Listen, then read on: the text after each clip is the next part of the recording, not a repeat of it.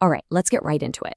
You know, every once in a while, a book comes along that just stops everyone in their tracks. We're talking Silicon Valley insiders, Nobel Prize winners, top academics, all saying the same thing. You have to read this. Today, we're going to break down why Mustafa Suleiman's The Coming Wave is that book, and why its message is being taken so seriously. I mean, it doesn't get much heavier than this. When Daniel Kahneman, the Nobel laureate who wrote Thinking, Fast and Slow, calls something a vivid wake-up call, you know it's time to listen up. He's not just throwing around praise, he's signaling that this book carefully lays out the incredible promise and the incredible peril of our time. This isn't just hype, it's a warning from one of the world's sharpest minds. So, here's our game plan. First, we'll dive into what that wake-up call is all about. Then we'll unpack the whole two sides of the same coin thing, the threats and the opportunities. After that, we'll get to know the author and figure out why he's the guy to listen to. And finally, we'll see how this book is more than a warning. It's a roadmap for what to do next. Okay, first up, a vivid wake-up call. And look, this isn't some gentle suggestion. This is a full-on alarm bell being rung by the very people who are building our future. And it's not just Kahneman. Tristan Harris, who knows a thing or two about the dangers of tech, says the exact same thing. But notice that last part, before it's too late. That sense of urgency, that feeling that the clock is ticking, is something you hear over and over again from everyone who's read this. And that's the real takeaway here. The experts aren't just saying this book is interesting or good to know. Stephen Fry calls it an absolutely essential read. It's being treated like required reading for anyone who wants to understand what's happening in the world. The message is loud and clear. You can't afford to ignore this. So, what is this wave that has everyone so worked up? Well, that brings us to the threats and opportunities. See, the book's big idea is that technologies like AI and synthetic biology aren't just good or bad. They are both at the exact same time. You know, think about an AI that could discover life-saving drugs, but could also be used to design a deadly bioweapon. That's the terrifying balancing act we're on. On the one hand, the picture is, well, it's pretty bleak. Megan O'Sullivan from Harvard is warning that this isn't just about cool new gadgets. This could literally unravel societies. I mean, when any small group can create a virus, or a rogue AI can destabilize a country's economy, the whole idea of what a nation-state is starts to crumble. But then, you flip the coin. And a former White House science advisor, Eric Lander, points out that these very same technologies could solve some of humanity's biggest problems. We're talking about massive leaps forward in our quality of life. They are, quite literally, both the poison and the cure. And this slide just lays out the dilemma perfectly. Biologist Kevin Esvolt calls it our technological prediction. The risk? That these powerful tools become so easy to get that they lead to accessible catastrophe. But what's the obvious solution to that? Well, it's omnipresent surveillance, which is a whole other nightmare. So we're stuck choosing between two futures that honestly nobody wants. Which brings up a really important question. Who exactly is steering this whole conversation? I mean, who is Mustafa Suleiman, and why should we listen to him?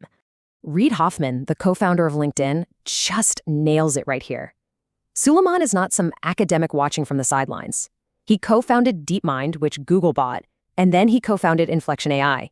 He has literally been in the engine room of the AI revolution since the beginning. He didn't just write about the wave, he helped build it.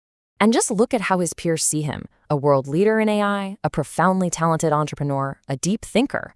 These aren't just empty compliments. They tell you that he has this rare combination of skills, the tech chops from actually building the stuff, the business savvy from leading huge companies, and the wisdom to step back and see the huge world-changing picture. So when you've got a threat this big and a guy this credible, what do? Well, that brings us to our last section, the call to action. Because this book isn't just trying to scare you, it's trying to give us a map for how to navigate what's coming. Fei-Fei Li from Stanford uses this amazing phrase, a clarion call to action impossible to ignore. See, the book's entire purpose isn't just to lay out the problems and then leave you hanging. It's meant to be a catalyst. It's designed to force a global conversation about how we're going to control this stuff. So what is the core challenge? Jack Goldsmith from Harvard Law puts his finger right on it. We're dealing with seemingly uncontainable technologies. Just think about it for a second. How do you possibly regulate a piece of code that can be copied and sent around the world in an instant, and that gets more powerful every single day? This is the fundamental problem our generation has to solve. And Stuart Russell, an absolute legend in AI from UC Berkeley, just boils it all down to this one kind of chilling question. This isn't about making AI faster or more profitable anymore. It's about a fundamental struggle for control.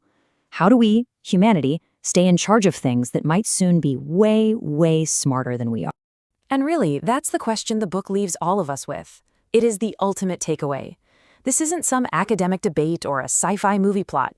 It's a race, and it's happening right now. Can we, as a species, get our act together and figure out how to manage this incredible power before it starts managing us? We'll end with this powerful image from Kevin Eswelt. He is referencing an old Greek myth where sailors had to navigate a narrow path between a six-headed monster on one side and a giant deadly whirlpool on the other. And that's our situation. On one side, you have total disaster. On the other, a world of complete and total control. The challenge in The Coming Wave is whether we can find that narrow, incredibly difficult path right down the middle. The question is, can we? So there's a new book out there that some of the world's sharpest thinkers are calling one of the most important of our time. It's called The Coming Wave. In this explainer, we're going to break down exactly why it's making such huge waves. And we'll let the experts who've actually read it guide us through its most powerful ideas.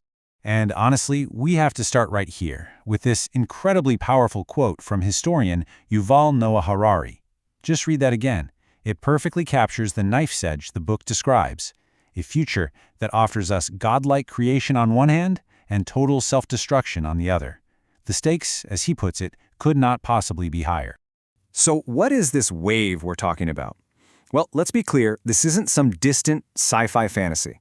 We are talking about a powerful mix of technologies that are not only already here, but are picking up speed at a rate that is just unlike anything we've ever seen before. And at the very center of this whole conversation is this book, The Coming Wave. It's written by Mustafa Suleyman, a real insider who's been at the heart of the AI world.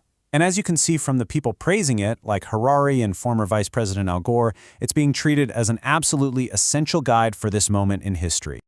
The book really zeroes in on these technologies as the engine behind the wave. But here's the crucial insight. Something Al Gore points out, they aren't just powerful, they're uncontainable. Think about that. Once an advanced AI model is built, you can copy and share it 1,000,000 times for practically nothing. Once you engineer a synthetic organism and release it, it can replicate all on its own. These technologies, just by their very design, seem to defy all our old ways of control. And that whole uncontainable idea leads us directly into the great paradox of our time. This wave isn't just a good thing or a bad thing, no. It represents both the greatest opportunity and the absolute greatest threat humanity has ever faced, all happening at the very same time. This puts it in perfect black and white, doesn't it? On one side, you've got the incredible promise of godlike powers of creation, curing diseases, solving climate change, maybe even ending poverty. But on the other side, there's the very real danger of complete destruction. The book argues that we are standing right on the edge between these two futures. And wow, this quote from Stanford professor Eric Brynjolfsson just hammers that point home. Listen how certain he is. He doesn't say it could be the best or worst decade. He says it will be one or the other. The takeaway here is that there's no middle ground. We are rocketing towards one of two extremes, and the final destination is still up for grabs. So you can see why this isn't just some philosophical coffee shop debate. The experts who are backing this book, they're all framing it as a massive, urgent wake-up call for all of us, for right now. The philosopher Alain de Botton said that while reading this book, he had to keep putting it down every few pages just to ask himself this one simple question. Can this be true? It's a question that just stops you in your tracks, right? It forces you to grapple with the almost unbelievable size of the change that's already happening all around us. And the answer to that question seems to be a huge, resounding yes. The economist Nouriel Roubini calls the book a wake-up call from the future, which is a cool phrase. But the second part is what really matters. He says it will rewire your understanding of the present. It's not just about what's coming 5 or 10 years from now. It's about seeing the world we live in today through a completely new and much more urgent lens. And if you're wondering, well, who is this guy to be saying all this? This quote from Eric Schmidt, the former CEO of Google, is pretty telling. He says nobody has been closer to the AI revolution than the author. So this isn't some outsider ringing an alarm bell. This is a warning coming from inside the cockpit of this technological rocket ship. Okay, so if these technologies are so powerful and they're spreading so fast, what in the world are we supposed to do? Well, that brings us to the core proposal of the book, something it calls the containment challenge. The book's answer isn't to just slam on the brakes and stop all progress. That's probably not even possible. Instead, it lays out this containment challenge. As Jason Matheny, a former White House technology advisor, explains it, the real job ahead of us is to invent totally new ways of governing, new rules, new global agreements, new institutions that are built to steer these powerful tools towards their amazing benefits and away from their terrifying risks. And what's so important is that the book doesn't just describe the problem and leave us hanging. As Harvard professor Graham Allison points out, it lays out an urgent agenda of actions. We're talking about concrete steps, like international treaties on AI safety and new regulatory groups designed to keep up with fast-moving tech. Things that governments need to do now to get a handle on this wave before it completely washes over us. Which, of course, leaves all of us with this one final, powerful question. According to these thinkers, the warnings couldn't be clearer. The stakes are literally existential, and the time to act is now. The coming wave isn't a forecast for the future anymore, it's already here. The only real question left is, are we ready?